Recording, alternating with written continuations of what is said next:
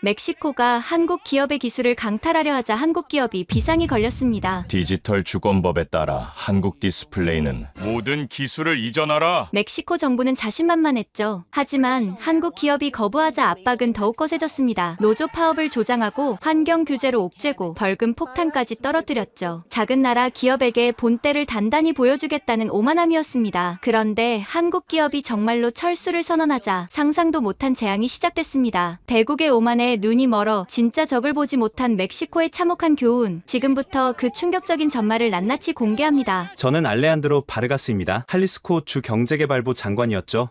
지금은 그저 죄책감에 시달리는 한 늙은이일 뿐입니다. 그날의 기억이 아직도 생생해요. 우리의 오만이 어떻게 재앙이 되었는지 그 모든 시작을 고백합니다. 운명의 그날은 화창한 월요일 아침이었습니다. 평소보다 일찍 출근한 저는 커피를 마시며 과달라하라의 스카이라인을 바라보고 있었죠. 멕시코의 실리콘밸리라 불리는 이곳이 자랑스러웠습니다. 장관님, 긴급 회의가 소집됐습니다. 비서 마르타가 숨을 헐떡이며 들어왔어요. 무슨 일이지? 이 아침부터 주지사님이 직접 소집하셨어요. 10분 후입니다. 회의실에 들어서니 이미 주요 관료들이 모여 있었습니다. 주지사 로드리고 산체스의 표정은 뭔가 결연해 보였죠. 모두 왔군. 오늘은 역사적인 날이 될 거야. 로드리고가 천천히 입을 열었습니다. 우리 할리스코가 진정한 기술 독립을 선언하는 날 말이야. 무슨 소리인지 이해가 안 됐어요. 그가 서류를 들어 보였습니다. 디지털 주권법, 오늘부터 시행한다. 회의실이 술렁거렸어요. 산업부 차관 에두아르도가 물었죠. 구체적으로 어떤 내용입니까? 간단해. 우리 땅에서 사업하는 모든 외국 기술 기업은 핵심 기술을 멕시코에 이전해야 한다. 순간 침묵이 흘렀습니다. 저도 놀라서 물었어요. 그게 가능한 일입니까? 국제협약은 어떻게 하고요? 로드리고가 자신만만하게 웃었어요. 알레한드로, 우리가 누구야? 라틴 아메리카의 맹주 멕시코야. 1억 3천만 인구의 거대 시장이고. 하지만 주지사님, 그렇게 하면 외국 기업들이 떠난다고? 누가? 그가 책상을 쳤어요. 특히 한국 기업들 말이야. 고작 5천만 인구의 작은 나라에서 온 것들이 우리 시장을 포기할 수 있겠어? 분위기가 험악해졌어요. 노동부 국장 카를로스가 거들었죠. 주지사님 말씀이 맞습니다. 그동안 너무 봐줬어요. 우리 노동자들 써서 돈 벌면서 기술은 꽁꽁 숨기고. 바로 그거야. 로드리고가 소리쳤어요. K디스플레이 아시아 봤어? 작년 매출 50억 달러야. 그중 30%가 우리 시장에서 나왔는데 핵심 기술은 한국 본사에만 있다고. K디스플레이 아시아, 한국의 거대 디스플레이 기업이 과달라하라에 세운 중남미 최대 생산기지였죠. 올레도와 마이크로 LED를 생산하는 최첨단 공장이었습니다. 그래서 어떻게 하실 겁니까? 제가 조심스럽게 물었어요. 일주일 안에 기술 이전 계획서를 제출하라고 통보할 거야? 안 하면 사업허가 취소다. 에두아르도가 우려를 표했어요. 너무 급진적이지 않을까요? 단계적으로 접근하면. 단계적? 우리가 언제까지 미국이나 아시아 기업들 눈치를 봐야 해? 로드리고의 목소리가 더 커졌어요. 멕시코는 스페인 정복 이후 500년간 외세에 시달렸어. 이제 우리 차례야. 기술 독립 없이 진정한 독립은 없다. 회의실에 박수가 터졌어요. 다들 민족주의적 열정에 취한 것 같았죠. 저도 솔직히 가슴이 뛰었습니다. 그때 재무부 차관 이사벨라가 손을 들었어요. 혹시 K디스플레이가 거부하면 어쩌죠? 거부? 하하. 로드리고가 크게 웃었어요. 2만 5천 명을 고용하고 200개 협력업체와 일하는 공장을 버리고 갈 수 있을까? 20년간 투자한 인프라를 포기하고? 다들 고개를 끄덕였어요. 논리적으로 맞는 말 같았으니까요.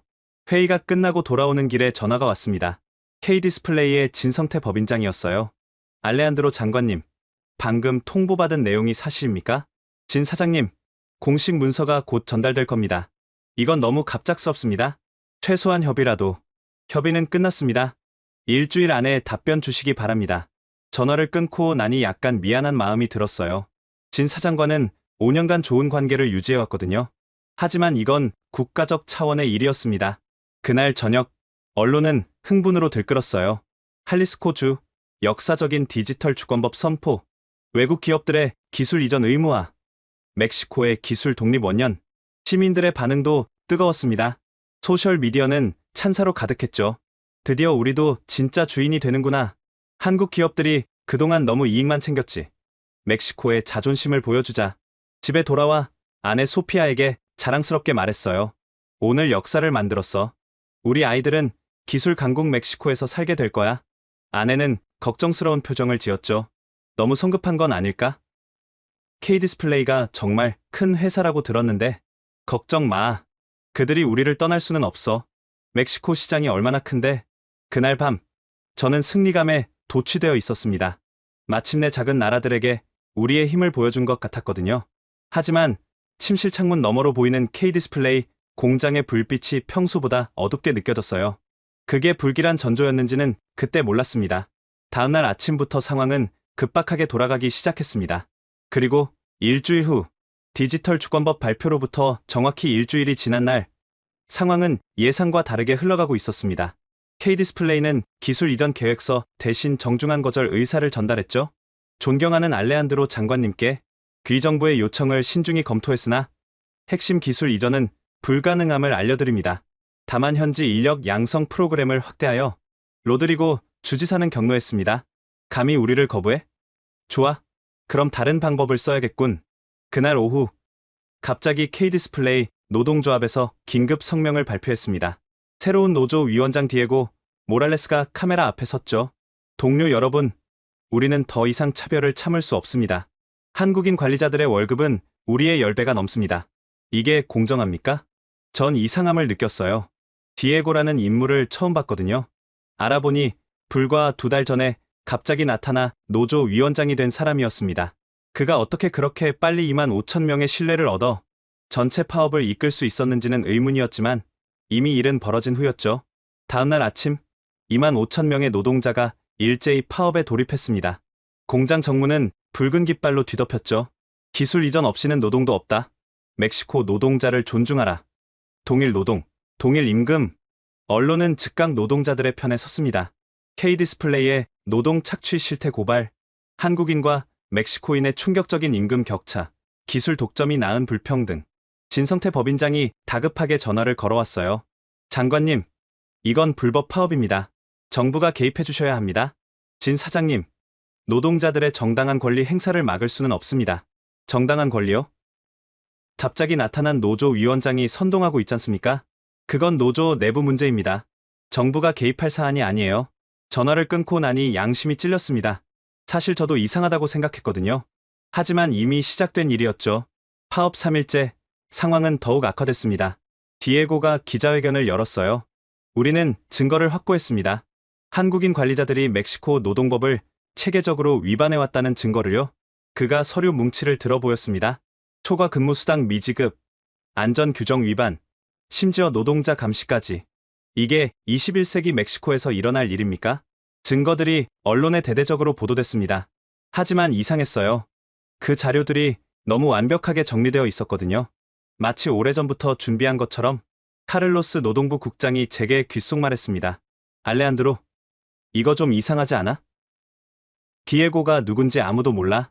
무슨 소리야? 내가 조사해봤는데 2년 전까지 존재하지도 않던 사람이야. 갑자기 나타나서 노조를 장악했지. 순간 불안감이 엄습했습니다. 하지만 이미 화살은 시위를 떠난 상태였죠. 일주일 후 노동부는 K디스플레이에 거액의 벌금을 부과했습니다. 노동법 위반에 대한 벌금 5억 페소, 향후 모든 관리직의 50%를 멕시코인으로 채용, 의무화, 즉시 이행하지 않을 시 영업 정지. 진 법인장이 직접 저를 찾아왔습니다. 평소의 온화한 모습은 사라지고 얼굴이 굳어 있었죠. 장관님, 이건 명백한 표적 압박입니다. 무슨 말씀이신지 아시지 않습니까? 우리가 20년간 멕시코 법을 얼마나 잘 지켜왔는지 갑자기 이런 증거들이 나온다는 게 말이 됩니까? 증거가 있으니 조치를 취한 것뿐입니다. 진 법인장이 한숨을 쉬었어요. 장관님, 우리가 정말로 떠나길 원하십니까? 협박입니까? 아닙니다. 진심으로 묻는 겁니다. 우리가 없는 과달라하라를 상상해 보셨습니까?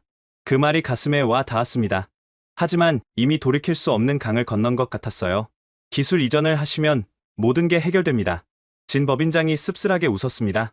그게 해결책이라고 생각하십니까? 신뢰를 잃은 관계에서 무슨 기술 이전을 하겠습니까? 그가 일어서며 마지막으로 말했어요. 다음 주에 한국 본사에서 사람이 올 겁니다. 아마 마지막 협상이 될 거예요. 문을 나서는 그의 뒷모습이 쓸쓸해 보였습니다. 그날 밤, 저는 처음으로 불안감을 느꼈어요. 혹시 우리가 너무 멀리 간 건 아닐까?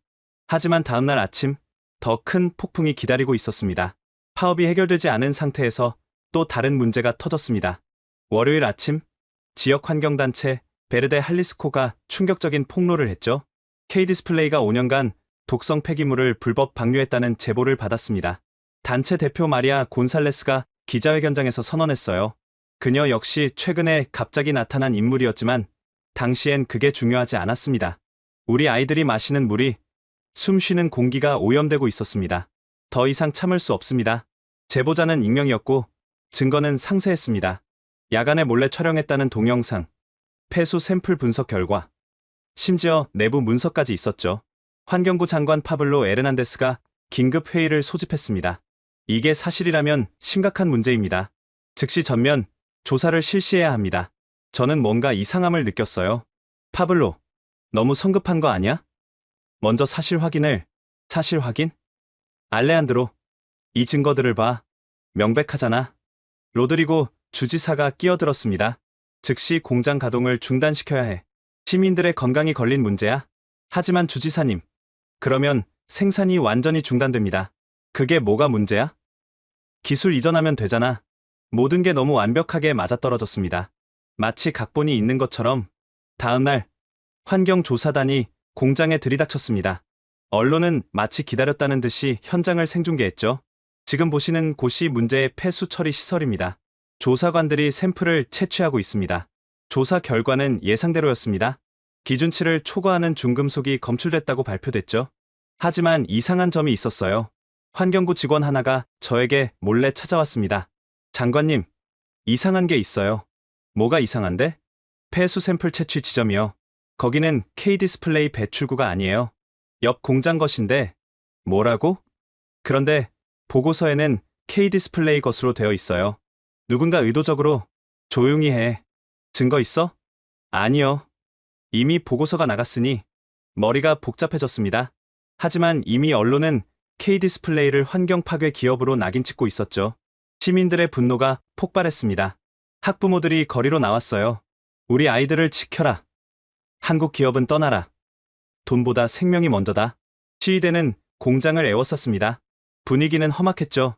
진성태 법인장이 다시 저를 찾아왔습니다. 이번엔 한국 본사에서 온 김도윤 전무와 함께였어요. 장관님, 이건 명백한 조작입니다. 김 전무가 서류를 내밀었어요. 우리 자체 조사 결과입니다. 지난 5년간 모든 환경 기준을 준수했고 국제 인증도 받았습니다. 하지만 정부 조사 결과는 그 조사 자체가 문제입니다. 샘플 채취 지점이 우리 것이 아니에요. 진 법인장이 덧붙였습니다. 장관님, 누군가 의도적으로 우리를 함정에 빠뜨리고 있습니다. 노조, 파업, 환경 문제. 모든 게 동시에 터지는 게 우연일까요? 저도 의심이 들기 시작했어요. 하지만 인정할 수 없었죠. 증거가 있으면 법적으로 대응하시죠. 김 전무가 한숨을 쉬었습니다. 장관님, 우리가 멕시코를 떠나면 누가 이익을 볼까요? 무슨 말씀이? 중국 디스플레이 기업들이 호시탐탐 이 시장을 노리고 있다는 걸 모르십니까? 순간 머릿속에 퍼즐이 맞춰지는 느낌이었습니다. 하지만 너무 늦었어요. 그 주 금요일, 환경부는 강력한 제재를 발표했습니다. K디스플레이의 사상 최대 벌금 10억 페소 부과, 즉시 생산량 50% 감축 명령, 환경 영향 평가 재실 시까지 신규 투자 금지. 이건 사실상 사형 선고였습니다. 주말 내내 K디스플레이 임직원들 사이에 흉흉한 소문이 돌았습니다. 본사에서 철수를 검토한대. 그럴 리가. 20년 투자를 버리고 중국이 인수하려고 한다던데. 월요일 아침 더 충격적인 일이 벌어졌습니다. 마리아 곤살레스가 또 다른 폭로를 했어요. K디스플레이 인근 주민 100명의 건강검진 결과입니다. 중금속 중독 증상이 발견됐습니다. 하지만 이상했어요. 불과 일주일 만에 100명을 검진하고 결과까지 나왔다는 게 가능할까요? 비서 마르타가 조심스럽게 말했습니다. 장관님, 베르데 할리스코의 후원금 내역을 확인해봤는데요. 왜? 대부분이 해외에서 들어왔어요. 그것도 최근 6개월 사이에 급격히 늘었고요. 해외? 어디서? 추적이 어려워요. 여러 단계를 거쳐서. 하지만 최종적으로는 아시아 쪽인 것 같아요. 불안감이 엄습했습니다. 우리가 누군가의 장단에 맞춰 춤을 추고 있는 건 아닐까? 그날 밤, 뜻밖의 방문객이 찾아왔습니다. 안녕하세요, 장관님. 저는 리웨이입니다. 중국 BOT 디스플레이의 중남미 지역 대표죠. 젊은 중국인이 명함을 건넸어요. 이 시간에 무슨 일이시죠? K디스플레이가 떠나면 공백이 생기겠죠? 저희가 그 자리를 채울 준비가 되어 있습니다. 아직 아무것도 결정된 게 없는데요. 리웨이가 의미심장하게 웃었습니다. 곧 결정될 겁니다. 그들은 이미 한계에 도달했으니까요. 그가 서류를 내밀었어요. 저희 투자 계획서입니다. K디스플레이보다 더 많은 고용, 더 많은 투자를 약속합니다. 그리고 기술 이전도 하겠습니다. 물론 핵심 기술은 아니지만요. 뭔가 잘못되고 있다는 걸 직감했습니다. 하지만 이미 화살은 시위를 떠났고 돌이킬 수 없는 지경에 이르렀죠. 다음 날 K디스플레이에서 중대 발표가 있을 거라는 소문이 돌기 시작했습니다. 화요일 새벽 충격적인 뉴스가 터졌습니다. K디스플레이의 한국인 수석 엔지니어가 공항에서 체포됐다는 거였죠. 박재현 수석 엔지니어.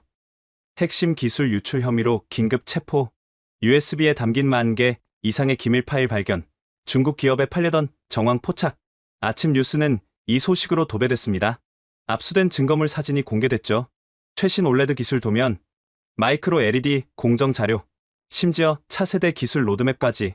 로드리고 주지사가 긴급 기자회견을 열었습니다. 이것이 한국 기업의 진짜 모습입니다. 우리에게는 기술 이전을 거부하면서 중국에는 몰래 팔려고 했습니다. 분노한 시민들이 거리로 쏟아져 나왔어요. 배신자들, 멕시코를 무시하는 자들은 떠나라. 우리가 바보로 보이나? 하지만 저는 이상한 점을 발견했습니다. 체포된 박재현이라는 사람, K디스플레이 인사 기록에 없었거든요. 수사 담당 검사를 만나러 갔습니다. 디아스 검사, 박재현이라는 사람 신원이 확인됐습니까? 물론이죠. K디스플레이 직원증도 있고 출입 기록도 있습니다. 하지만 회사 측은 모르는 사람이라고. 회사가 발뺌하는 거죠. 증거가 이렇게 명백한데 뭔가 석연치 않았지만 이미 여론은 폭발 상태였습니다. K디스플레이 본사는 발칵 뒤집혔습니다. 김도윤 전무가 직접 기자회견을 열었죠. 박재현이라는 사람은 우리 직원이 아닙니다. 이는 명백한 조작입니다. 하지만 아무도 믿지 않았어요. 오히려 역풍을 맞았죠. 증거 인멸하려는 꼼수, 한국 기업의 뻔뻔한 거짓말. 이제 진짜 모습을 드러냈다. 상황은 걷잡을 수 없이 악화됐습니다. 검찰은 K디스플레이 사무실과 연구소를 압수수색했어요. 그 과정에서 또 다른 증거들이 발견됐습니다. 다른 한국인 직원들의 이메일에서 의심스러운 내용 발견, 중국 기업과의 비밀 접촉 정황, 조직적 기술 유출 가능성. 하지만 이상했어요. 증거가 너무 쉽게, 너무 많이 발견됐거든요. 마치 누군가 일부러 놓아둔 것처럼. 진성태 법인장이 저를 찾아왔습니다. 얼굴이 수척해져 있었어요. 장관님, 이제 진실을 말씀드릴 때가 된 것 같습니다. 무슨 진실 말입니까? 2달 전부터 이상한 일들이 있었어요. 해킹 시도, 직원 포섭 시도, 심지어 가짜 직원까지 침투시켜 했죠. 누가요? 중국 경쟁사들입니다. 우리가 떠나길 바라는 세력들이요. 그가 서류를 보여줬습니다. 보안업체의 보고서였죠. 박재현도 그중 하나였을 겁니다. 우리는 막았지만 결국 이런 식으로 이용당했네요. 왜 진작 말씀 안 하셨습니까? 누가 믿어줬을까요? 장관님도 안 믿으셨잖아요. 할 말이 없었습니다. 그날 오후 더 충격적인 일이 벌어졌습니다. 노조 위원장 디에고가 갑자기 기자회견을 열었어요. 저는 더 이상 거짓에 동참할 수 없습니다. 사실을 고백하겠습니다. 회견장이 술렁거렸습니다. 저는 진짜 K디스플레이 직원이 아닙니다. 누군가 저를 고용해서 노조에 침투시켰어요. 거액의 자금과 조직적인 지원으로 단기간에 노조를 장악할 수 있었습니다. 누가 그런 짓을? 기자들이 외쳤습니다. 정확히는 모릅니다. 하지만 중국인이었어요. 리웨이라는 이름을 들었습니다. 충격이었습니다. 리웨이. 며칠 전 저를 찾아왔던 그 중국인. 디에고는 계속했습니다. 모든 게 계획된 거였어요. 파업도, 환경 문제 제기도, 심지어 가짜 엔지니어 사건도요. 프로젝트 아즈텍이라는 이름의 5년 계획이었습니다. 하지만 이미 너무 늦었습니다. 다음 날 K디스플레이 이사회가 열렸다는 소식이 들려왔습니다. 안건은 단 하나. 멕시코 사업 철수 검토. 공장 앞에는 불안에 떨리는 직원들이 모여들었어요. 우리가 무슨 잘못을 했다고. 가족들은 어떻게 먹여 살리지. 20년을 일했는데 이렇게 끝나는 거야? 저는 그날 밤 한숨도 못 잤습니다. 우리가 무슨 짓을 한 건지, 누구를 위한 일이었는지 자문했죠. 다음날 아침, 드디어 운명의 순간이 찾아왔습니다. 목요일 오전, K디스플레이 본사에서 고위급 인사들이 도착했습니다. 회장 직속 부사장 최현식과 글로벌 전략팀이었죠. 그들의 표정은 싸늘했습니다. 로드리고 주지사는 마지막 카드를 꺼냈습니다. 주정부 청사에서 열린 회의는 팽팽한 긴장감으로 가득했죠. 우리의 최종 제안입니다. 로드리고가 문서를 건넸어요. K디스플레이 멕시코 법인의 지분 51%를 주정부에 양도하십시오. 그러면 모든 문제를 해결해 드리겠습니다. 최 부사장의 눈빛이 차가워졌습니다. 지분을 양도하라고요? 네. 그게 싫으면 72시간 내에 멕시코를 떠나십시오. 선택은 당신들이 하는 겁니다. 이건 강탈입니다. 강탈이라뇨? 우리는 정당한 법적 절차를 밟고 있습니다. 환경 위반, 노동법 위반, 기술 유출까지. 이대로라면 형사 처벌도 가능합니다. 최 부사장이 일어섰습니다. 24시간만 시간을 주십시오. 본사와 논의가 필요합니다. 24시간이요? 좋습니다. 하지만 더는 안 됩니다. 회의가 끝난 후 저는 최 부사장을 따로 만났습니다. 최 부사장님, 사실 저도 이건 너무하다고 생각합니다만 장관님, 이미 결정은 내려졌습니다. 무슨 결정 말입니까? 아무것도 변하지 않는다면 우리는 떠날 겁니다. 정말로요? 20년 투자를 포기하고? 최 부사장이 쓴웃음을 지었습니다. 장관님, 비즈니스에서 가장 중요한 게 뭔지 아십니까? 신뢰입니다. 한번 깨진 신뢰는 돈으로도 살 수 없어요. 그날 밤, 과달라하라는 불안에 휩싸였습니다. 직원들과 가족들이 공장 앞에서 철야 농성을 시작했어요. K디스플레이는 떠나지 마라. 우리의 일자리를 지켜달라. 정부는 무엇을 하고 있나? 아이러니했습니다. 불과 몇 주 전만 해도 한국 기업을 비난하던 사람들이 이제는 떠나지 말라고 애원하고 있었죠. 다음날 아침, 소셜미디어는 분노와 두려움으로 가득했습니다. 정부가 일자리를 망쳤다. 누구를 위한 기술 독립인가? 내 가족이 굶어 죽으면 정부가 책임질 거냐? 정치권도 분열되기 시작했습니다. 야당은 즉각 공세에 나섰죠. 로드리고 주지사의 섣부른 정책이 재앙을 불렀다. 2만 5천 가정을 파탄으로 몰아넣은 책임을 져라. 심지어 여당 내에서도 비판의 목소리가 나왔습니다. 이사벨라 재무차관이 저를 찾아왔어요.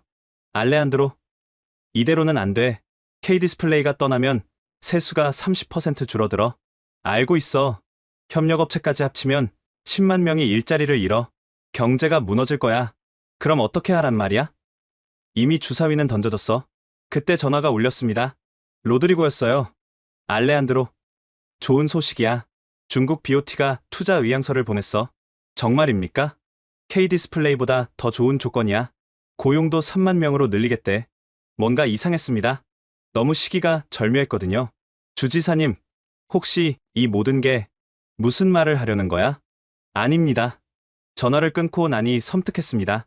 모든 게 계획된 시나리오라면 토요일 오후 5시, 운명의 72시간이 거의 끝나가고 있었습니다. K디스플레이는 마지막까지 침묵을 지키고 있었죠. 공장 앞에는 수천 명이 모여 있었습니다.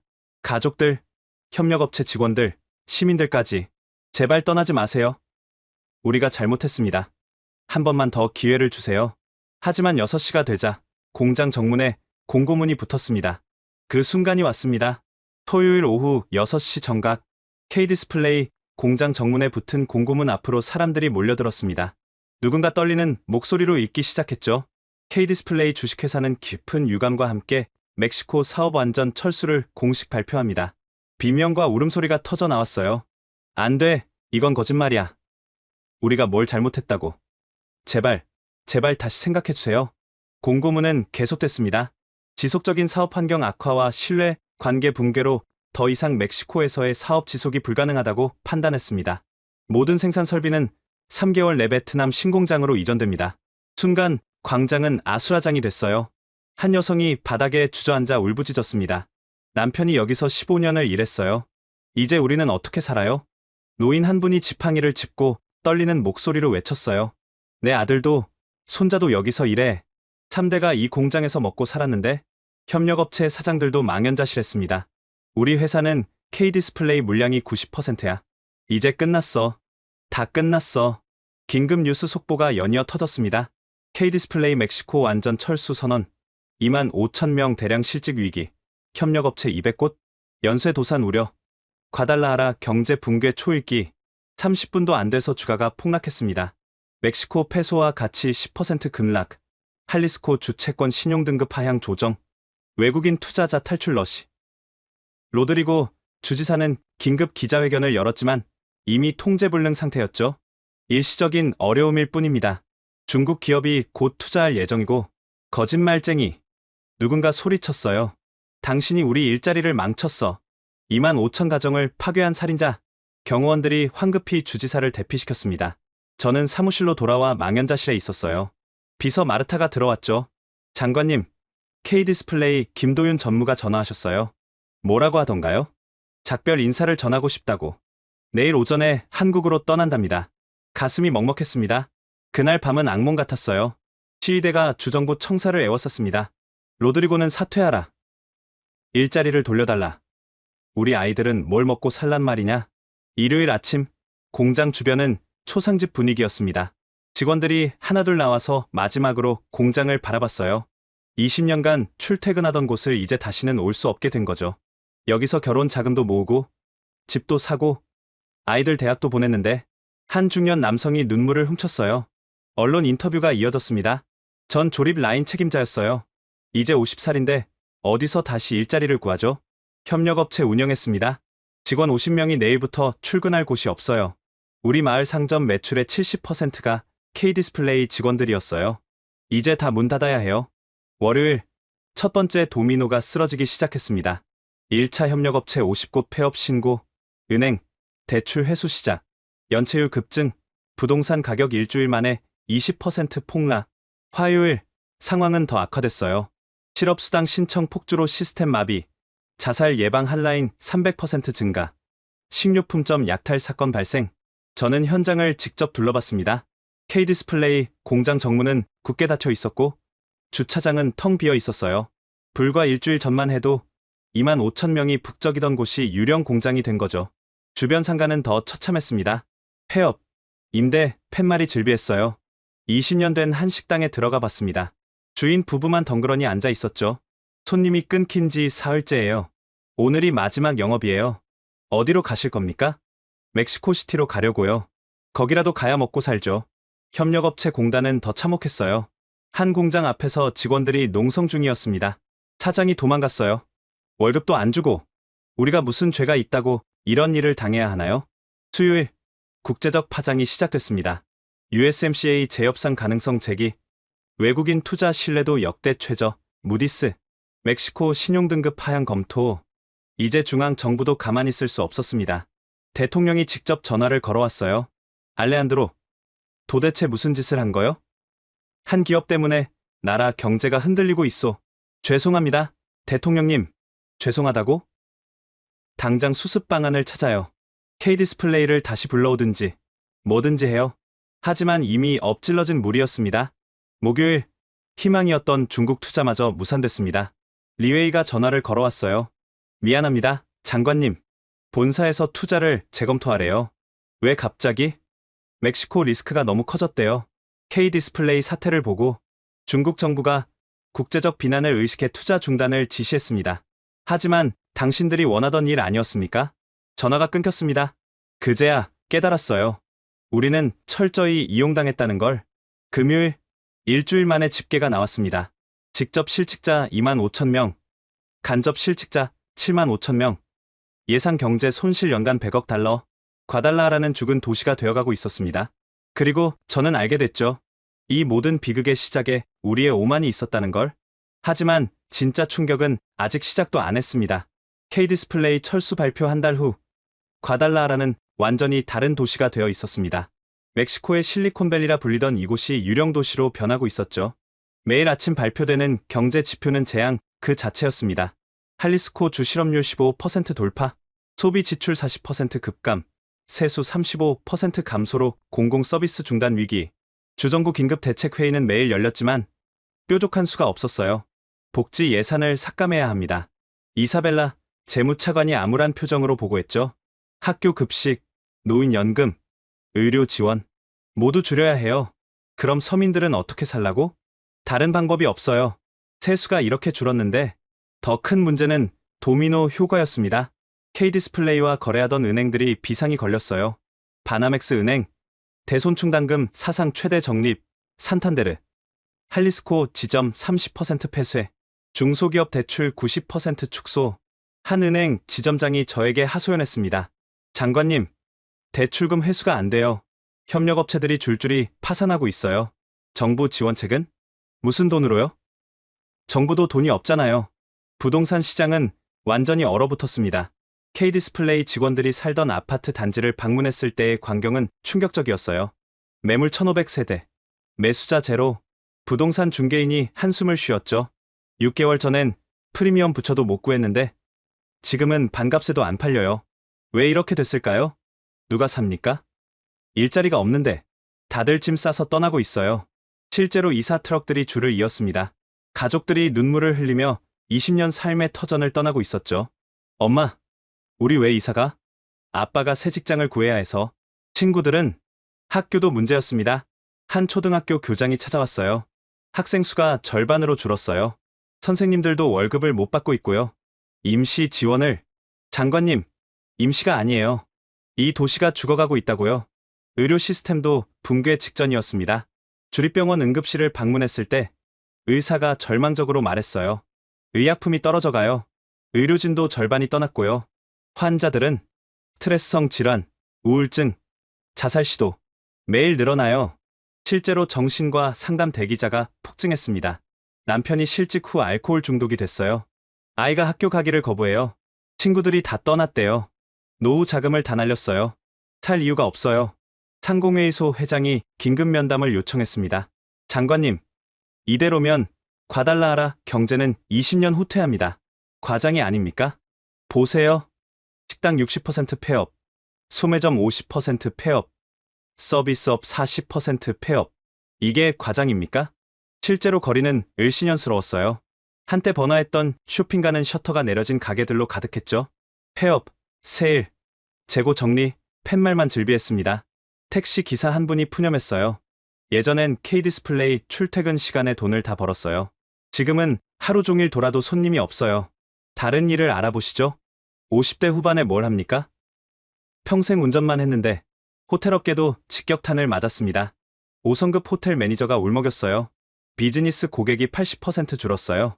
K디스플레이 협력업체 바이어들이 다 사라졌죠. 직원들은 절반을 해고했어요. 나머지도 시간 문제예요. 문화산업도 무너졌습니다.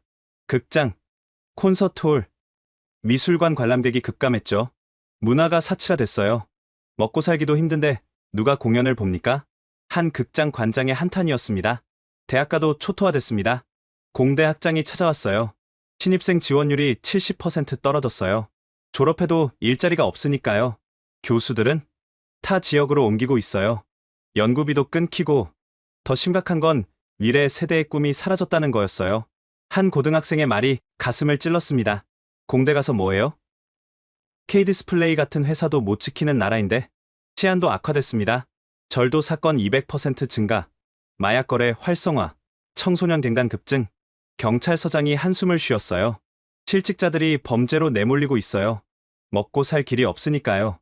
국제적 신뢰도 추락은 더 치명적이었습니다. 인텔, 할리스코 투자 계획 철회, HP, 생산시설 코스타리카로 이전 검토, 독일 자동차 부품사 세 곳 추가 철수. 외국인 투자 담당관이 절망적으로 보고했어요. 아무도 안 옵니다. K디스플레이 사태가 트라우마가 됐어요. 중국 기업들은 그들도 똑같아요. 정치적 리스크가 너무 크대요. 설상가상으로 연방정부의 압박이 시작됐습니다. 할리스코 주 교부금 30% 삭감, 특별 재정 지원 불가, 주지사 탄핵 요구 시위 확산. 로드리고 주지사는 완전히 궁지에 몰렸어요. 알레한드로, 우리가 정말 잘못했어. 처음으로 그가 약한 모습을 보였습니다. 어떻게든 수습해야 해. 방법이 없을까? 이미 너무 늦었습니다. 한국 정부의 사과라도. 자존심 때문에 거부하셨잖습니까? 침묵이 흘렀어요. 가장 가슴 아픈 건 평범한 사람들의 삶이 무너지는 모습이었습니다. 한 가족의 이야기를 들었어요. 남편은 K디스플레이 15년 근속이었고 저는 협력업체 경리였어요.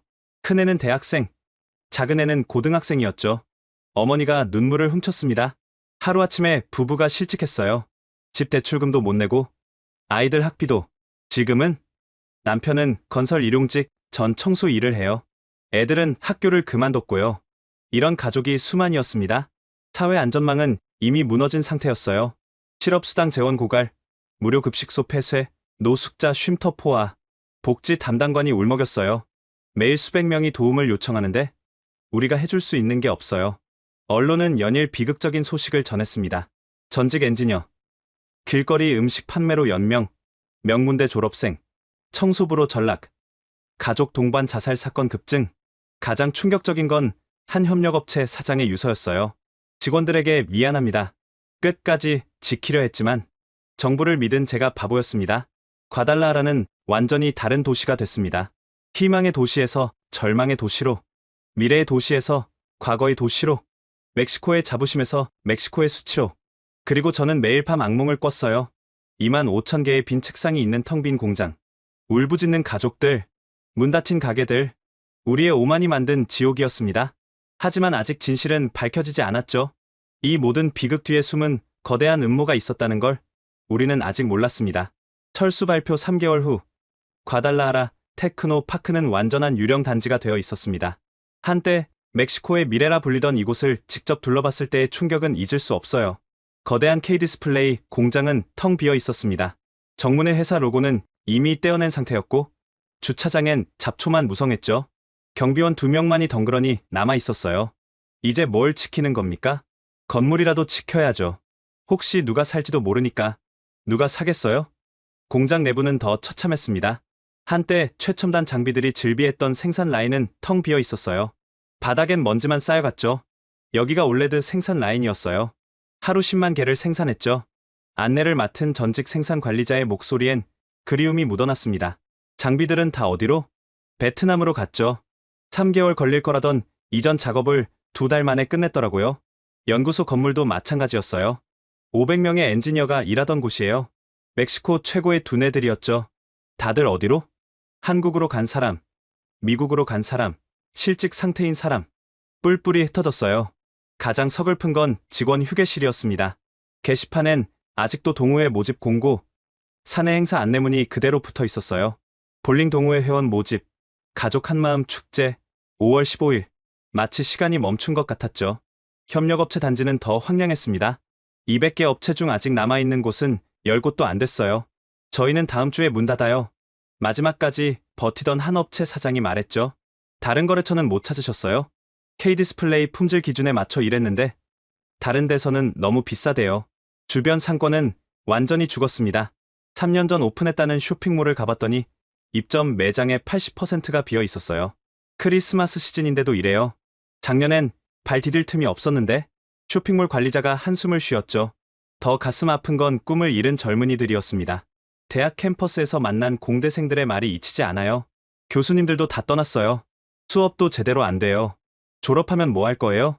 모르겠어요. 멕시코시티로 가든지 아니면 미국으로. 과달라하라에서는? 여기엔 미래가 없잖아요. 한 교수는 더 직설적이었습니다. 20년간 쌓아온 산학협력이 하루아침에 무너졌어요. 이제 이론만 가르치는 무용한 대학이 됐죠. 주택가도 황폐해졌습니다. K디스플레이 직원들이 많이 살던 고급 아파트 단지를 가봤더니 절반 이상이 비어 있었어요. 매물로 나와도 사는 사람이 없어요. 월세도 반값인데 세입자가 없고요. 관리사무소 직원이 하소연했죠. 관리비도 못 걷어서 엘리베이터도 절반만 운행해요. 놀이터엔 아이들이 사라졌습니다. 애들이 다 전학 갔어요. 우리 아들도 친구가 없대요. 한 어머니의 푸념이었죠. 병원과 학교도 위기였습니다. 환자가 60% 줄었어요. 의료진 월급도 제때 못 주고 있죠. 한 사립병원 원장의 고백이었어요. 공립학교도 통폐합 얘기가 나와요. 학생이 너무 줄어서. 교육청 관계자의 걱정이었죠. 문화시설들도 하나둘 문을 닫았습니다. 영화관 3곳 폐관, 공연장 무기한 휴관, 미술관 관람료 무료에도 관람객 전무. 과달라하라의 자부심이었던 테크 뮤지엄도 위기였어요. K디스플레이가 최대 후원사였어요. 이제 운영비도 없어요. 관장이 울먹였죠. 가장 충격적인 건 도시 전체의 분위기였습니다. 활기차던 거리는 을씨년스러워졌고 사람들의 표정엔 희망이 사라졌어요. 미래 도시? 이제 과거 도시죠. 한 시민의 자조적인 말이었습니다. 그리고 설상가상으로 중국 기업들마저 투자를 거부했습니다. 정치적 리스크가 너무 커요. 정책 일관성이 없는 곳엔 투자 못해요. K디스플레이 사태가 트라우마예요. 리웨이와의 마지막 통화가 기억납니다. 장관님, 저희도 사업이에요. 신뢰할 수 없는 곳엔 투자하지 않아요. 당신들이 원하던 결과 아니었습니까?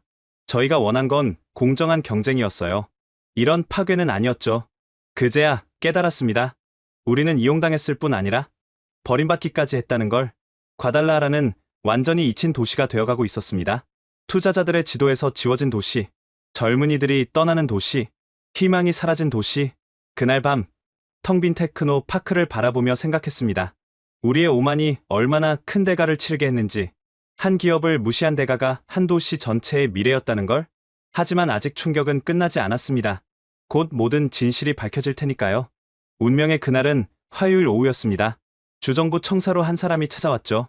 전직 베르데 할리스코 직원이라고 자신을 소개한 카를라 멘도사였습니다. 장관님, 더 이상 침묵할 수 없어서 왔습니다. 그녀의 손은 떨리고 있었어요. 무슨 말씀을? K디스플레이 사태의 진실을 아셔야 해요. 이 모든 게 계획된 것이었습니다. 그녀가 가방에서 서류 뭉치를 꺼냈어요. 이게 뭡니까? 프로젝트 아즈텍. 중국 기업이 멕시코 디스플레이 시장을 장악하기 위한 5년 계획서예요. 서류를 펼쳐보니 충격적인 내용이 가득했습니다. 1단계 현지 환경단체 육성 및 자금 지원, 2단계 노동조합 침투 및 갈등 유발, 3단계 언론 매수 및 여론 조작, 4단계 정보 관료, 포섭, 5단계 한국 기업 축출 후 시장 진입. 손이 떨렸어요. 이게 진짜입니까? 제가 직접 중국 측 미팅에 참석했어요. 통역으로요. 카를라가 녹음 파일을 들려줬습니다. 중국어 대화가 흘러나왔죠. 멕시코 정부는 이미 우리 편이다. 특히 로드리고 주지사는 확실하다. K디스플레이만 나가면 시장은 우리 것이다.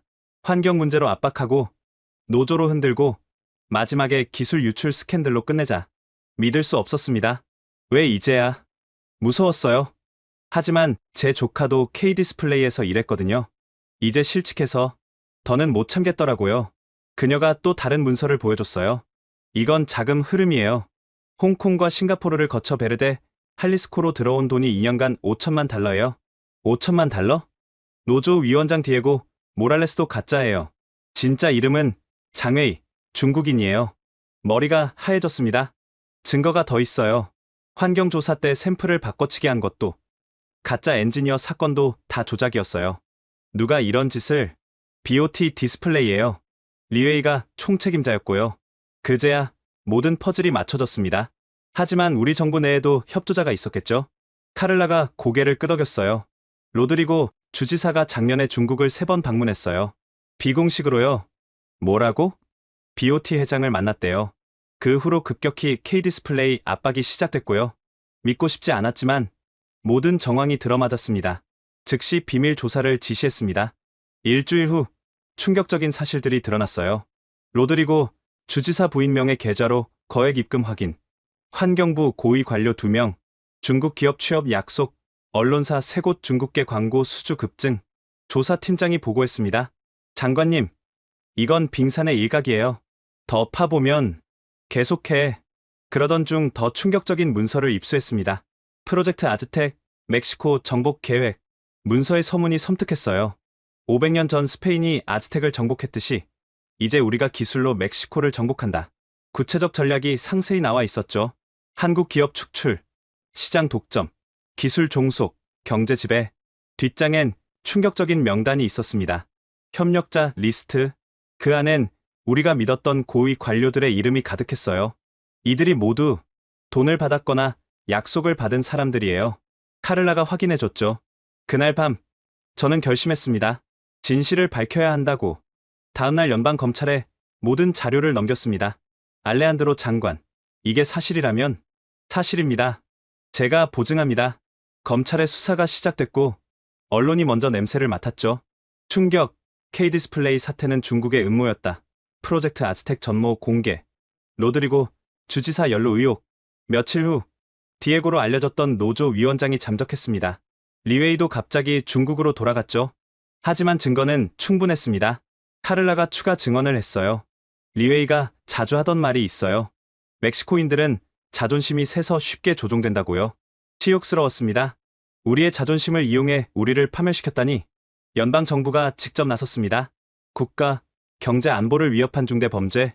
로드리고 주지사가 체포됐고 관련자들이 줄줄이 구속됐죠. 하지만 이미 엎질러진 물이었습니다. K디스플레이는 돌아오지 않았고 과달라하라는 여전히 죽어가고 있었으니까요. 가장 비참한 건 우리가 스스로 무덤을 팠다는 사실이었습니다.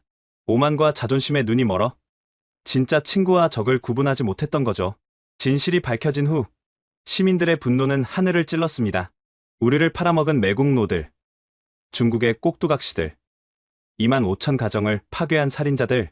하지만 분노한다고 과거가 돌아오는 건 아니었습니다. 이미 모든 것을 잃은 뒤였으니까요. 프로젝트 아즈텍이 폭로된 지 한 달 후 멕시코는 발칵 뒤집혔습니다. 연방의회는 특별조사위원회를 구성했고 대통령은 직접 사과문을 발표했죠. 우리 정부의 일부가 외국 세력에 놀아나 소중한 파트너를 잃었습니다. 깊이 사과드립니다. 하지만 한국 정부의 반응은 차가웠습니다. 유감 표명만으로는 부족하다. 구체적 행동이 필요하다. 그때 저에게 전화가 왔습니다. 알레한드로 장관님? 청와대 경제수석실입니다. 한국 정부에서 직접 연락이 온 거였죠. 장관님이 진실을 밝혀주신 덕분에 많은 것이 명확해졌습니다. 죄송합니다. 너무 늦었습니다만. 늦었지만 의미는 있습니다. 대통령님께서 멕시코 정부의 진정성을 보고 싶다고 하십니다. 희망의 끈이었습니다. 일주일 후 멕시코 대통령이 직접 서울 방문을 결정했습니다. 이번엔 진짜 사과를 하러 갑니다. 무릎 꿇고서라도 용서를 구할 겁니다. 대통령의 말에 자존심 센 멕시코 정치인들이 반발했지만 선택의 여지가 없었죠. 저도 수행단에 포함됐습니다. 서울행 대통령 전용기 안. 대통령이 저를 불렀어요. 알레한드로, 이번이 마지막 기회야. 꼭 성공시켜야 해. 최선을 다하겠습니다. K디스플레이가 얼마나 중요한 기업인지 이제야 깨달았어. 너무 늦었지만 김포공항에 도착했을 때 예상과 달리 정중한 예우를 받았습니다. 한국은 끝까지 품격을 지켰죠. 다음날 청와대 회담. 한국 대통령이 먼저 말문을 열었습니다. 멕시코의 어려움을 잘 알고 있습니다. 하지만 신뢰가 깨진 상황에서 쉽지 않은 결정입니다. 멕시코 대통령이 고개를 숙였어요. 진심으로 사과드립니다. 우리의 오만과 무지가 소중한 친구를 잃게 했습니다. 사과는 받겠습니다. 하지만 기업 결정은 별개입니다. 분위기가 무거웠죠. 오후엔 K디스플레이 본사를 방문했습니다. 회장님이 직접 맞아주셨어요. 20년간 멕시코를 제2의 고향으로 여겼습니다. 그런데 죄송합니다. 변명의 여지가 없습니다. 멕시코 대통령이 깊이 고개를 숙였어요. 다시 기회를 주신다면 모든 것을 바로잡겠습니다. 긴 침묵 후 회장님이 말했습니다. 조건이 있습니다. 희망이 보였어요. 첫째, 향후 20년간 세제 혜택과 규제 동결을 법제화할 것. 둘째, 한멕시코 기술 파트너십 협정을 체결할 것. 셋째, 피해 보상금 10억 달러를 조성할 것. 넷째, 이번 사태 관련자 전원을 엄벌할 것. 모두 수용하겠습니다. 멕시코 대통령이 즉답했어요. 하지만 예전 규모로 돌아가긴 어렵습니다. 단계적으로 재검토하겠습니다. 절반의 성공이었지만 그것만으로도 감사했죠. 저녁 만찬에서 한국 측 임원이 제게 말했어요. 알레한드로 장관님이 진실을 밝혀주지 않았다면 불가능했을 겁니다. 너무 늦었습니다. 늦었지만 용기 있는 선택이었어요. 그게 중요합니다. 서울에서의 3일이 지나고 귀국길에 올랐습니다. 대통령이 수행원들에게 말했어요. 우리가 얼마나 오만했는지 뼈저리게 느꼈다. 작은 나라라고 무시했다가 큰 코 다쳤어. 멕시코로 돌아온 후 약속은 신속히 이행됐습니다. 특별법 제정, K디스플레이 20년 보호, 기술 파트너십 협정 체결, 피해 보상 기금 조성 시작. 그리고 2달 후 기적 같은 소식이 들려왔습니다. K디스플레이 멕시코 부분 재가동 결정. 규모는 30%에 불과했지만 죽어가던 과달라하라에 희망이 생겼죠. 재고용 소식에 수천 명이 몰려들었습니다. 제발 다시 일하게 해주세요. 이번엔 정말 잘하겠습니다. 하지만 냉정한 현실이 기다리고 있었어요. 죄송합니다. 당분간 7천 명만 채용합니다. 핵심 기술직 위주로 선발하겠습니다. 눈물을 흘리며 돌아서는 사람들. 한 번 떠난 신뢰는 쉽게 돌아오지 않았습니다. 그래도 작은 불씨가 다시 타오르기 시작했어요. 일부 협력업체가 다시 문을 열었고 상가에도 조금씩 활기가 돌았죠. 그래도 살 희망이 생겼어요. 한 시민의 말이었습니다. 대통령은 대국민 담화를 발표했어요. 우리의 오만이 불러온 재앙이었습니다. 겸손하게 다시 시작하겠습니다. 하지만 상처는 깊게 남았죠. 2만 5천 명 중 7천 명만 돌아왔고 200개 협력업체 중 50개만 살아남았으며 잃어버린 기술과 신뢰는 돈으로 살 수 없는 것이었습니다. 그래도 교훈은 얻었습니다. 진정한 파트너십이 무엇인지, 상호 존중이 얼마나 중요한지, 오만의 대가가 얼마나 큰지, 무릎 꿇은 거인 멕시코. 하지만 그 무릎 꿇음이 새로운 시작이 되길 바랄 뿐입니다. K디스플레이 부분 재가동이 발표된 지 6개월, 과달라라는 서서히 아주 천천히 깨어나고 있었습니다. 하지만 예전의 영광은 돌아오지 않았죠. 공장 재가동식 날, 7,000명의 재고용된 직원들이 공장 문을 들어서는 모습은 감동적이었습니다. 3년 만에 다시 왔어요. 꿈만 같아요. 한 엔지니어가 눈물을 훔쳤죠. 하지만 텅 빈 공간들이 더 눈에 띄었습니다. 예전엔 이 라인에만 500명이 일했는데 지금은 150명이에요. 생산 관리자의 씁쓸한 설명이었죠. 가장 큰 변화는 분위기였습니다. 예전의 활기찬 협력 관계는 사라지고 냉정한 비즈니스 관계만 남았어요. 한국 본사의 관리가 훨씬 엄격해졌어요. 매일 보고 매주 감사, 신뢰가 없으니까요. 현지 관리자의 하소연이었습니다. 기술 이전도 최소한만 이뤄졌죠. 예전엔 최신 기술을 배웠는데 이젠 기본적인 것만 가르쳐줘요. 핵심 공정은 모두 한국에서 하고 우린 단순 조립만 합니다. 젊은 엔지니어들의 불만이었지만 어쩔 수 없었습니다. 신뢰를 잃었으니까요. 협력업체들의 상황은 더 어려웠습니다. 겨우 50개 업체만 살아남았어요. 그것도 반쪽짜리로요. 협력업체 협회장의 설명이었죠. 예전 물량의 30%만 받고 있어요. 그것도 까다로운 조건으로. 임금도 크게 줄었습니다. 재고용됐지만 월급이 70% 수준이에요. 그래도 없는 것보단 낫죠. 많은 가정이 여전히 어려움을 겪고 있었어요. 남편은 재고용됐지만 전 여전히 실직 상태예요. 큰애는 대학을 포기했고요. 한 가족의 사연이었습니다. 도시 전체도 마찬가지였죠. 상권은 30%만 회복됐고 부동산 가격은 여전히 바닥이었습니다. 그래도 희망이 생겼어요. 조금씩 나아지고 있으니까. 한 상인의 긍정적인 말이었지만 현실은 냉혹했죠. 가장 큰 손실은 인재 유출이었습니다. 최고의 엔지니어들은 이미 다 떠났어요. 미국, 캐나다, 심지어 아시아로도. 대학 교수의 한탄이었죠. 3년 공백으로 기술 격차가 엄청나게 벌어졌어요. 따라잡으려면 10년은 걸릴 거예요. 더 아픈 건 젊은이들의 꿈이 바뀐 거였습니다. 이제 아무도 엔지니어가 되려 하지 않아요. 공무원이나 의사가 되려고 하죠. 왜요? 미래가 불확실하니까요. 또 언제 이런 일이 생길지. 신뢰의 상처는 깊었습니다. 한국 측 임원과의 대화에서 뼈아픈 말을 들었어요. 알레한드로 장관님, 솔직히 말씀드릴게요. 본사에선 멕시코 재투자를 반대했어요. 그런데 왜? 멕시코 직원들에 대한 애정 때문이죠. 20년간 함께한 정이 있으니까. 하지만 예전 같진 않을 거예요. 이해합니다. 신뢰는 건물처럼 지을 수 있는 게 아니에요. 특히 한번 무너진 신뢰는. 그의 말이 가슴을 찔렀습니다. 정부도 달라졌죠. 모든 정책 결정에 외국 기업들의 의견을 먼저 물었고 과도한 혜택을 제공했습니다. 너무 굴욕적이지 않나요? 한 공무원이 불평했지만 저는 고개를 저었어요. 우리가 자초한 일이에요. 신뢰를 회복하려면 어쩔 수 없죠. 6개월 후 평가 보고서가 나왔습니다. 경제 지표 30% 회복, 고용 28% 회복, 세수 35% 회복. 숫자로는 희망적이었지만 현실은 달랐어요. 잃어버린 70%는 영영 돌아오지 않을 것 같았으니까요. 그래도 작은 기적들이 있었습니다. 아빠가 다시 일하게 돼서 너무 좋아요. 한 아이의 밝은 웃음. 작은 가게지만 다시 열었어요. 손님이 조금씩 늘고 있어요. 희망을 포기하지 않은 상인. 비록 적은 인원이지만 다시 연구할 수 있어서 행복해요. 초심을 잃지 않은 엔지니어. 이런 사람들이 과달라하라의 희망이었습니다. 마지막으로 K디스플레이 진성태 사장을 만났을 때 진 사장님, 정말 죄송했습니다. 지나간 일이에요. 중요한 건 앞으로죠. 언젠가 예전처럼 될 수 있을까요? 진 사장이 잠시 생각하더니 말했어요. 솔직히 어렵겠죠. 하지만 새로운 관계는 만들 수 있어요. 더 성숙한 관계를요. 절반의 귀환. 완전하진 않지만 없는 것보단 나았습니다. 깨진 신뢰의 대가는 컸지만 그래도 다시 시작할 기회를 얻었으니까요. 이제 우리가 할 일은 하나, 다시는 같은 실수를 반복하지 않는 것. 그것이 진정한 교훈이겠죠. 재가동 1년 후 과달라하라에 특별한 건물이 들어섰습니다. 한 멕시코 기술혁신센터였죠. K디스플레이와 멕시코 정부가 함께 만든 미래를 위한 약속이었습니다. 개원식 날, 양국 정상이 영상으로 축하 메시지를 보냈고 수백 명의 젊은이들이 희망에 찬 눈빛으로 지켜봤죠. 이곳은 단순한 교육기관이 아닙니다. 신뢰를 다시 쌓아가는 장소입니다. 김도윤 K디스플레이 부사장의 계획사였어요. 센터의 첫 번째 프로그램은 미래 엔지니어 양성 과정이었습니다. 한국 강사님들이 정말 열정적이에요. 숨김없이 가르쳐 주시죠. 수강생 말이 솔의 말이었어요. 처음엔 의심했어요. 또 속이는 거 아닐까 하고. 하지만 진심이 느껴졌어요. 변화는 조금씩 나타났습니다.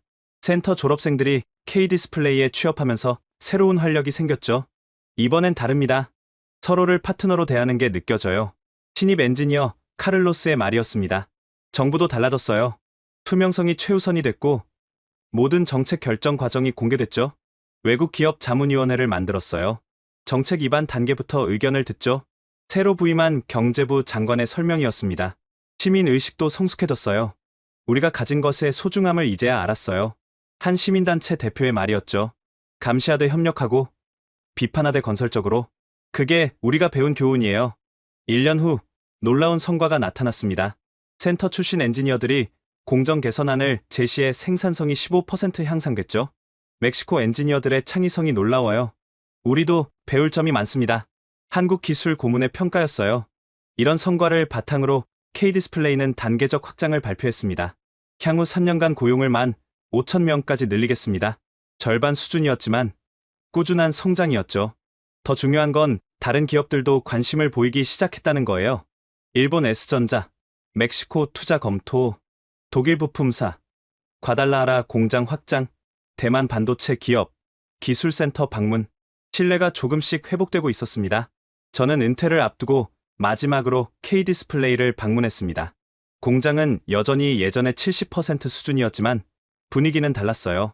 활기차고 희망적이었죠. 장관님, 오랜만입니다. 진성태 사장이 반갑게 맞아줬어요. 이제는 회장님이 되셨네요. 축하드립니다. 모두 새로운 시작 덕분이죠. 어려웠지만 더 단단해졌어요. 공장을 둘러보며 많은 생각이 들었습니다. 젊은 멕시코 엔지니어가 한국 선배와 머리를 맞대고 문제를 해결하는 모습. 서로 다른 언어지만 기술이라는 공통어로 소통하는 모습. 실패를 인정하고 다시 시작하는 용기. 그것이 진정한 파트너십이었죠. 마지막 날, 기술혁신센터에서 특별한 행사가 있었습니다. 화해와 미래를 위한 포럼이었죠. K디스플레이 사태의 피해자들과 가해자들이 한자리에 모였습니다. 우리 모두가 피해자였고 우리 모두가 가해자였습니다. 한 시민 대표의 말이 가슴을 울렸어요. 중요한 건 용서하고 앞으로 나아가는 거죠. 그날 저는 고백했습니다. 제 오만이 시작이었습니다. 진심으로 사과드립니다. 박수가 터져 나왔어요. 용서와 화해의 박수였죠. 포럼이 끝나고 한 젊은이가 다가왔습니다.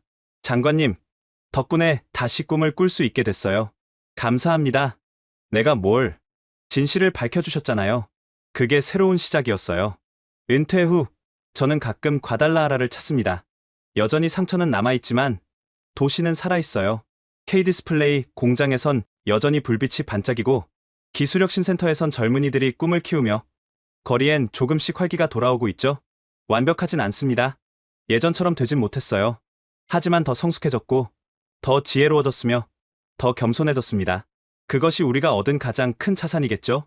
진정한 파트너십은 서로를 인정하고 존중하는 데서 시작된다는 것.